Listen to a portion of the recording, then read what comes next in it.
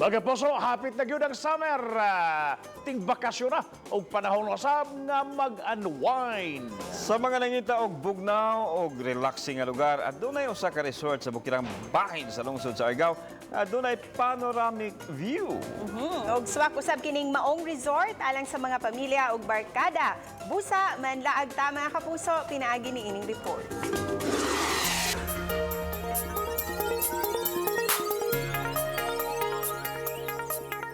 Bugnaw og relaxing. Kinsa usab ang dili mahingangha sa panoramic view niining usa ka resort sa bukirang bahin sa barangay Linut-od sa lungsod sa Argao. Gikan sa iskina sa San Miguel Street sa maong lungsod, mobiyahe ka og kapin sa 20 kilometers aron makaabot sa lugar. Sa entrance fee nga 100 pesos, mamahimo ka nang mag-enjoy sa pagsuroy sa dapit ug unlimited usab ang pagkaligo.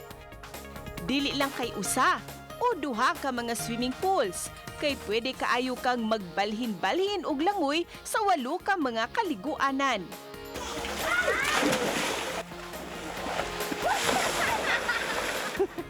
Apan dili lang kutob sa pagtampisaw sa tubig ang pag-enjoy sa dapit, kay makita usab dinhi ang nagkadiiyang mga mananap.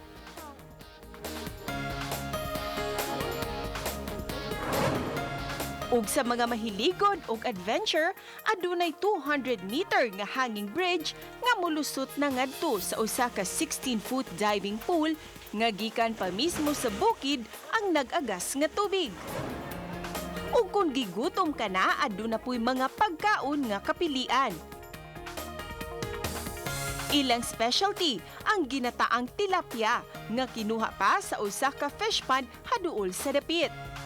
Matod ni Johnny Caminero, anak sa usa sa mga tag-iya, nga inspired ang maong resort sa mga kasinatian sa pagkabata pa sa mga tag-iya ni ini. Kani siya nga place before is kuan man siya kuhaanan og uhong ba. And then naa siya Carabao kay lunangan siya Gabaw, that's why naabot siya pool. So inspired siya kung unsa siya sa una sa childhood pa sa amo ang mga parents. Ang mga bisita enjoy usab kaayo sa maong lugar. Uban ni Lian Sinculan ug Jovel Obiso, Cecil Kibod Castro, Balitang Bisdak.